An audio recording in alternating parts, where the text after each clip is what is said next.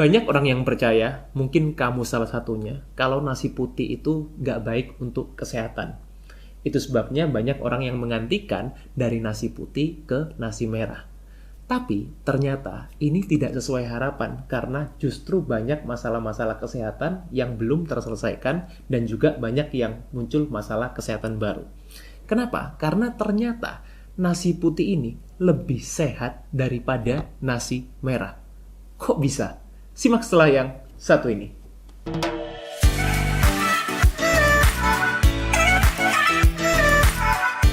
Oke, jadi sebelum masuk ke materinya, saya akan intro dulu, saya perkenalkan dulu yang ada di meja ini. Healthy Cook. Jadi Healthy Cook ini adalah provider makanan sehat yang berdomisili di Surabaya. Jadi ada cateringnya, juga ada cemilan-cemilan sehatnya juga. Spesialisasinya Healthy Cook ini adalah personalized healthy catering. Maksudnya gimana? Bukan healthy catering yang biasa, tapi juga bisa menyesuaikan dengan kebutuhan tiap orang perorangan. Sesuai goalnya, sesuai kondisi kesehatannya, yang disesuaikan dengan kebutuhan masing-masing individu. Oke, sekarang kita akan masuk ke materinya. Halo Sobat Sehat, jumpa lagi bersama dengan saya Dr. Hans di channel kesayangan kita SB30 Health episode Panas. Panduan nutrisi tanpa sensor. Dan kali ini saya akan bahas sesuatu yang mungkin sangat mind-blowing, ya, menggugah kepercayaan banyak orang, termasuk kamu mungkin salah satunya, yang sudah berusaha untuk hidup sehat, menggantikan makanan yang katanya selama ini nggak baik, harus dihindari, makanya hanya mungkin satu hari itu 1-2 sendok makan aja, tapi kok ternyata masalah kesehatannya nggak kelar-kelar. Masih juga bahkan banyak masalah-masalah kesehatan lain yang muncul, masalah diabetes, penyakit jantung, stroke, dan lain-lain. Karena apa? Menggantikan dari beras putih ke beras merah, atau makan nasi merah lebih banyak daripada nasi putih. Dan ternyata nasi putih itu bisa lebih sehat daripada nasi merah. Ini yang bener dong. Jangan bercanda dong. Udah jelas-jelas yang namanya nasi merah itu lebih sehat dong daripada nasi putih. Itu kan yang selama ini banyak orang percaya. Dan kenyataannya tidak demikian. Oke, sebelum kalian komplain dan sebelum kalian skip videonya karena kalian merasa saya sedang mabuk, ya, di sini saya akan jelaskan dulu penyebabnya. Jadi stay tune sampai terakhir. Saya akan, bahkan di akhir video saya akan berikan bagaimana cara kita makan nasi putih tapi justru bisa lebih sehat. Jadi tipsnya, cara memasaknya saya akan ajarkan di akhir video. Ya, jangan skip dulu. Stay tune, ya. Ikuti saya. Yang pertama, kita jelaskan dulu, ya. Saya jelaskan dulu mengenai perbedaan nasi merah dan nasi putih yang selama ini banyak orang buat sebagai perbandingan. Oke, saya akan mengikuti kalian karena kalian suka dengan yang namanya kalori, ya, kemudian total lemak, karbohidrat, dan lain-lain. Oke, kita bahas dulu. Nasi merah dengan nasi putih, ya. Kita buat di sini adalah perbandingannya. Nasi merah itu per 100 gramnya kandungan total kalorinya 111, nasi putih adalah 130. Oke, lebih banyak nasi putih. Total lemaknya 0,4 gram pada nasi merah dan 0,3 gram pada nasi putih. Beti banget, beda tipis banget. Ya, kemudian total karbohidratnya nasi merah adalah 23,5 gram, sedangkan total karbohidrat nasi putih 29 gram. Oke, juga lebih tinggi nasi putih. Ya. Kemudian seratnya yang selama ini banyak orang bilang, wah seratnya tinggi banget nih, nasi merah berapa sih tinggi itu? Tinggi itu adalah 1,8 gram. Sedangkan pada nasi putih itu 0,4 gram. Jadi perbedaannya nggak sampai 2 gram tuh bedanya. Ya, kalau orang bilang tinggi banget itu ternyata nggak sampai 2 gram bedanya per 100 gram. Kemudian proteinnya ini juga beti banget, 2,6 gram dan nasi putih 2,7 gram. Inikah yang membuat nasi merah itu jauh lebih sehat? Apa kalau kalian lihat dengan perbandingan yang seperti ini, inikah yang membuat kalian berpikir nasi merah jauh lebih sehat? Nah, bagaimana kalau sekarang saya bisa katakan kalian bisa makan nasi putih dengan kalori hanya setengahnya. Jadi kalian bisa mengurangi kalori yang diserap dalam nasi putih yang kalian konsumsi itu setengahnya. Bahkan kalian juga bisa menurunkan glycemic index. Ya, peningkatan gula darahnya juga bisa jauh lebih menurun dengan konsumsi nasi putih. Gimana kalau saya bicara seperti itu? Apakah kalian tertarik? Ya, makanya tunggu dulu di akhir video. Ya. Tapi ada beberapa hal yang selama ini mungkin jarang dibahas. mungkin entah orang mungkin kurang paham atau mungkin kurang melihat lebih jauh, antara nasi merah dan nasi putih itu ada beberapa kandungan yang ini juga punya masalah untuk kesehatan. Terutama apa? Terutama adalah lektin dan asam fitat atau fatty acid. Nah, saya sedikit cerita ya. Saya punya banyak sekali pasien yang konsultasi sama saya, baik secara online maupun direct. Itu mereka punya banyak sekali masalah-masalah pencernaan, alergi, autoimun. Selain tentunya yang paling besar tetap yang konsul sama saya adalah masalah diabetes, ya. Nah, masalah-masalah ini akar masalahnya adalah tentunya masalah metabolisme, dan ini juga berhubungan dengan beberapa nutrisi yang kita konsumsi sehari-hari. Salah satunya adalah nasi itu tadi, ya, nasi merah yang selama ini banyak orang berpikir ini adalah makanan yang sehat dan lebih sehat daripada nasi putih. Ternyata nasi merah ini punya kandungan lektin dan phytic acid yang jauh lebih tinggi dibandingkan nasi putih. Kok bisa, Dok? Yes, karena nasi merah atau mungkin nasi coklat atau mungkin nasi hitam. Di sini kenapa sih saya berikan contohnya nasi merah? Karena nasi merah adalah yang paling common, yang paling yang paling umum untuk orang itu gantikan dari nasi putih. Meskipun beberapa orang juga menggantikannya dengan nasi coklat, brown rice, atau juga nasi hitam. Tapi nasi-nasi yang masih utuh ini, ya, grains, golongan paribadian yang masih utuh ini punya yang namanya adalah kulit, ya, kulit di berasnya itu, atau kita sebutnya biasanya ada beberapa orang nyebutnya adalah rice bran, ya, rice bran, BRAN, atau juga dedak tuh, ya, kulit arinya itu, yang dianggap ini yang bikin nasi merah, nasi coklat, nasi hitam itu tinggi serat. Karena apa? Karena masih ada kulit arinya tuh. Tapi di kulit ari ini juga ini ada kandungan lectins dan phytic acid itu, ya, dimana lectins dan asam fitat ini juga punya banyak sekali problem-problem untuk kesehatan kita. Itu sedangkan nasi putih ini kandungannya karena sudah dibuang kulit arinya dan cuma tinggal endospermnya aja, itu dia punya kandungan lectins dan phytic acid yang jauh-jauh lebih rendah. Tetap ada, tapi sangat kecil gitu, ya, dibandingkan dari nasi merah, nasi coklat, atau nasi hitam. Lectins itu apa sih, Dok? Lectins itu adalah protein yang terikat dalam karbohidrat, terutama di golongan seperti padi-padian, kemudian di golongan seperti legumes, ya, polong-polongan itu, kemudian serealia, ya, itu punya kandungan lectins itu. Sama seperti kalau kalian selama ini tahu gluten. Gluten itu adalah protein yang terkandung dalam gandum. Nah, jadi ini kurang lebih sama seperti itulah ya. Tapi ini berbeda dengan gluten ya, lectins ya. Lectins ini lebih banyak terkandung di padi-padian itu. Kemudian lectins ini punya kontribusi apa sih? Pertama, tadi yang saya sebutkan, banyak sekali orang punya masalah pencernaan. Mulai dari perutnya kembung, begah, kemudian gassy, ya, sering buang angin. Itu sering sekali disebabkan karena konsumsi lektin yang berlebihan. Kemudian juga masalah peradangan, ya, yang semuanya segalanya ada itis-itisnya itu masalah peradangan. Dan juga masalah autoimun, yang sekarang banyak orang berpikir, oh, ini masalah genetik kok, nggak bisa dirubah. Siapa yang bilang? Ya, autoimun itu sangat besar kaitannya dengan apa? Dengan imunitas. Imunitas itu kaitannya dengan apa? Ya, dengan pola hidup kita. Genetik itu tentu ada pengaruhnya, tapi itu justru yang pengaruhnya kecil. Sebagian besar karena apa? Karena masalah di pencernaan. Yes, so jangan heran kenapa banyak orang yang punya masalah autoimun itu ketika dicek pencernaannya itu very very bad. Ya, pencernaannya kurang baik itu. Yang kedua, phytic acid, tadi saya sebutkan asam fitat, itu adalah salah satu bentukan dari fosfor, ya, salah satu mineral. Dimana ini juga punya potensi untuk mengganggu penyerapan nutrisi, ya, terutama adalah zat besi, zinc, kalsium, mangan, dan lain-lain. Yang tentunya ini juga bisa menyebabkan defisiensi mineral dalam tubuh kita. Banyak sekali penelitian-penelitian, ya, mungkin bisa kalian cek di sini, ya, ada beberapa penelitian yang saya sudah masukkan, atau mungkin kalian cek di description box untuk yang mau baca jurnalnya. Penelitian 5 tahun belakangan yang menunjukkan hubungan antara konsumsi asam fitat dari makanan-makanan golongan beras, kemudian golongan serealia yang punya impact negatif ke kesehatan. Meskipun beberapa asam fitat itu juga punya properti antioksidan juga, ya, tapi juga punya efek yang negatif juga untuk kesehatan. Jadi ya lebih baik kita daripada kita gambling antara yang baik dan yang buruk, lebih baik kita dapatkan antioksidan dari sumber yang lain. Bukankah begitu? Dan ini juga phytic acid juga bisa menghambat enzim pencernaan, di mana phytic acid tadi dan lectins ini terkandung dari beras merah, tidak di beras putih, atau mungkin kalau ada pun itu sangat-sangat minim. Nah, tapi bukannya katanya orang itu nasi merah lebih baik dong. Lebih baik dong nasi merah. Banyak sekali kita semua kita dengar iklan dimanapun, nasi merah itu lebih baik daripada nasi putih. Nasi putih itu bikin gemuk, bikin gula darah naik, bikin diabetes, dan lain-lain.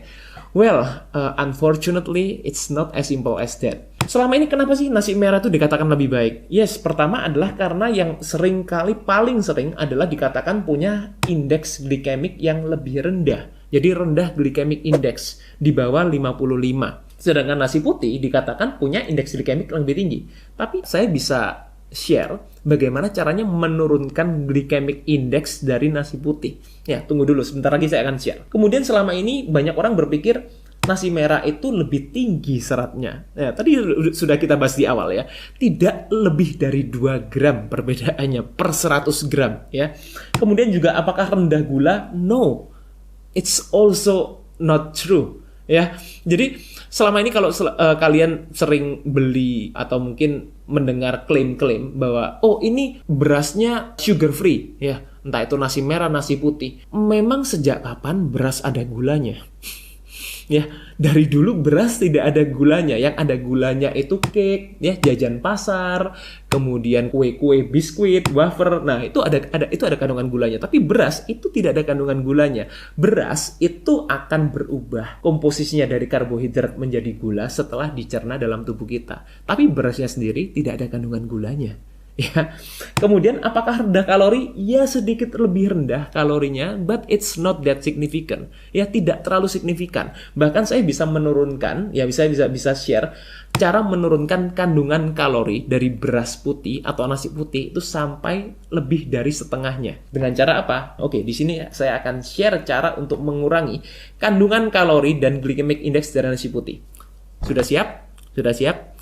Yang pertama, cuci dan bersihkan dulu berasnya. Ya, tentunya ya. Jadi cuci dulu, bersihkan dulu berasnya sekali, 2 kali. Setelah itu tahap yang kedua adalah masukkan coconut oil ke dalam panci sebelum berasnya matang. Oke, jadi kalau kalian masak pakai rice cooker, masukkan di awal. Kalau kalian masaknya secara konvensional, masak air dulu, airnya panas, ya kemudian masukkan coconut oilnya, kemudian masukkan berasnya. Itu juga bisa kalau kalian masak dengan cara yang konvensional, bukan dengan rice cooker. Kalau yang masukkan rice cooker, ya masukkan sebelum berasnya jadi nasi, ya, bukan sebelum nasi jadi bubur. Itu penting. Karena apa? Karena ketika kalian masukkan coconut oil di awal sebelum berasnya matang, ini bisa masuk ke dalam ke dalam komponen atau struktur kimia dari beras yang bisa menurunkan glycemic index-nya dan juga bisa menurunkan digestible starch atau zat patinya dari yang digestible ke indigestible, ke yang tidak bisa diserap. Itu. Yang ketiga, itu bisa kalian langkahnya apa? Langkahnya setelah nasinya matang, pindahkan ke tempat kaca atau ke tempat yang bahannya itu keramik. Intinya yang tahan panas lah ya, gitu ya. Kalian pindahkan ke tempat-tempat itu, jangan ke tempat plastik ya, karena plastik itu punya residu yang tidak baik ketika kalian dalam kondisi yang panas, terutama yang plastik-plastik yang tidak food grade ya. Tapi akan lebih aman pindahkan ke tempat kaca atau keramik. Kemudian dinginkan dulu di suhu ruang selama beberapa waktu ya, 2-3 jam lah. Kemudian masukkan ke dalam lemari es atau yang selama ini kita bilang chiller. At least waktunya adalah 12 jam. Ya, teknik ini disebut adalah teknik retrogradasi. Sudah pernah saya bahas sepertinya di Instagram saya juga ya. Udah pernah saya bahas mengenai teknik retrogradasi. Tapi simpelnya adalah masukkan ke dalam lemari es. Ya, tadi yang sudah di suhu ruang itu selama at least itu 12 jam. Kalau mau 24 jam lebih lama juga it's okay. I think it's like much better. Ya, it will be better. Ya, lebih lama. Tapi at least selama 12 jam itu bisa menurunkan kandungan kalorinya. Saya jelaskan nanti kenapa bisa menurun. Ya, kurang lebih sekitar 50%. Dan yang terakhir, kalau kalian mau dikeluarkan, kalian mau konsumsi, bisa. Kalian hangatkan lagi dan ini tidak akan mengubah komposisinya lagi. ya. Jadi kalian boleh kok hangatkan, karena kan mau makan nasi dingin-dingin kan ya nggak enak ya. Jadi kalian bisa keluarkan setelah didinginkan, setelah disimpan dalam lemari es tadi, keluarkan dan bisa dihangatkan kembali. Bisa pakai dalam arti ditanak lagi, atau mungkin pakai seperti microwave, itu juga it's okay ya, asal diatur suhunya dan tidak terlalu lama. Tidak untuk memasak. Jadi kenapa dok? Apa sih yang terjadi? Kok bisa? Gitu, dengan cara seperti itu mungkin very simple. Kenapa kok bisa? Itu bisa menurunkan glycemic indexnya, ini bisa menurunkan kandungan kalorinya, gitu. Bahkan kalau kita berpikir ditambahkan oil, kok bisa malah menurun kalorinya? Udah jelas dong, namanya ditambahkan oil, ya kalorinya kan akan naik tuh. Ada kalori dari oil, coconut oilnya itu tadi. Yang pertama, ya karena pertama tadi akan terjadi penurunan glycemic index. Jadi, so that's why ya saya selalu bilang bahwa glycemic index ini sesuatu yang cukup bias atau ambigu ketika kita terapkan ke pola hidup kita. Contoh gini, jarang dong orang itu yang makan nasi doang. Ya, kalau makan mie doang masih mungkin, tapi kalau makan nasi doang saya kira jarang. Kebanyakan orang yang makan let's say nasi putih tanpa kita campur dengan cara ini tadi pun, banyak orang yang makannya juga makan nasi putih dengan lauk ya, kemudian dengan sayur, kemudian juga dengan makanan-makanan yang lain. Ini bukan dengan karbohidrat ya. Saya maksud dengan komponen seperti protein atau lemak. Ini sebetulnya sudah bisa menurunkan glycemic indexnya, terutama buat kalian yang makan dengan banyak fiber, banyak serat gitu. Tapi dengan tadi memasukkan coconut oil di awal, ini bisa memaksimalkan penurunan glycemic indexnya lebih maksimal tanpa kalian menambahkan unsur-unsur yang lain seperti sayur, kemudian protein, lauk pauk dan lain-lain. Ini bisa menurunkan glycemic indexnya ya dengan cara yang tadi itu. Nah, dengan penurunan glycemic index ini tentunya kita bisa membuat gula darah kita lebih stabil. Ya, jadi kita tidak ingin gula darah itu terlalu tinggi atau terlalu rendah, tapi yang kita inginkan adalah gula darah kita itu stabil. Dengan gula darah yang stabil, kita juga punya level insulin yang stabil juga. Itu, ya. Jadi itu yang akan terjadi penurunan glycemic index dengan cara memasukkan coconut oil tadi. Yang kedua adalah terjadi perubahan zat pati. Nah, jadi starch atau zat pati itu ada dua macam. Ada yang digestible dan ada yang namanya indigestible. Ya, yang indigestible itu punya sifat kurang lebih hampir sama dengan fiber, dengan serat. Nah, ini sebabnya. Jadi sebetulnya kalau kita mengukur kandungan kalori dalam nasinya itu tentunya akan lebih tinggi. Ya, kalau kita tambahkan yang namanya oil, tapi yang bisa diserap dalam tubuh kita itu jauh lebih rendah. Itu ya. Jadi so that's why saya selalu katakan kalori it's not just a calorie. Ya, ketika itu di-apply, dimasukkan ke dalam tubuh kita. Karena apa? Karena yang lebih penting adalah seberapa banyak yang kita serap. Ya, bukan seberapa banyak yang kita konsumsi. Kalau yang kita serap lebih banyak, tapi ternyata yang kita masukkan lebih banyak, tapi yang ternyata yang kita serap jauh lebih sedikit atau berkurang at least 50%, tentunya kalori yang bisa diubah dalam tubuh kita menjadi lemak yang selama ini kita ingin cegah supaya tidak banyak yang tertimbun jadi lemak, itu kemungkinannya jauh lebih kecil ketika kita melakukan teknik retrogradasi ini dengan memasukkan ke lemari es kurang lebih sekitar 12 jam. Itu ya. Jadi terjadi perubahan komponen dari yang zat pati yang digestible yang bisa diserap ke indigestible. Itu ya, jadi kurang lebih simpelnya itu jadi sifatnya sama seperti fiber itu. Kandungannya 50%-nya berubah menjadi fiber gitu. Simpelnya seperti itu penjelasannya. Dan tentunya ini bisa menyebabkan kita punya penyerapan kalori yang lebih minimal di dalam tubuh kita. Itu ya. Jadi ini sebetulnya yang bisa kalian maksimalkan ketika kalian makan nasi putih, tetap bisa menikmati nasi putih ya tanpa ada kandungan phytic acid dan lectins tadi yang terkandung dalam nasi merah. Dan tentunya ini juga bisa kalian apply untuk jangka panjang ya. Jadi bukan cuma untuk seminggu 2 minggu, tapi kalian bisa apply seterusnya asal kalian melakukan teknik ini tadi. Nah, buat teman-teman yang sudah mempraktekkan selama ini atau mungkin yang sudah mempraktekkan tapi hanya setengah-setengah, cuma dengar informasinya sebagian-sebagian. Saya harap informasi ini bisa memberikan informasi yang lengkap, ya, cara tips yang lengkap dan bisa diaplikasikan sehari-hari. Buat yang sudah melakukan, bisa tulis di kolom komen, sharing bagaimana testimoninya, dan semoga ini bermanfaat. Untuk next video, saya akan bahas mungkin buat teman-teman yang punya ide, mau bahas mengenai apa juga boleh tulis nih di kolom komen. Semoga bermanfaat ya, stay fit and stay healthy. Oke, di sini saya akan share cara untuk mengurangi kandungan kalori dan glycemic index dari nasi putih. Sudah siap? Sudah siap? Yang pertama, cuci dan bersihkan dulu berasnya. Ya. Setelah itu tahap yang kedua adalah masukkan coconut oil ke dalam panci sebelum berasnya matang. Oke. Yang ketiga, pindahkan ke tempat kaca atau ke tempat yang bahannya itu keramik. Intinya yang tahan panas lah ya, gitu ya. Kemudian dinginkan dulu di suhu ruang selama beberapa waktu, ya 2-3 jam lah. Kemudian masukkan ke dalam lemari es atau yang selama ini kita bilang chiller. At least waktunya adalah 12 jam. Ya. Dan yang terakhir, kalau kalian mau dikeluarkan, kalian mau konsumsi, bisa kalian hangatkan lagi dan ini tidak akan mengubah komposisinya lagi. Ya.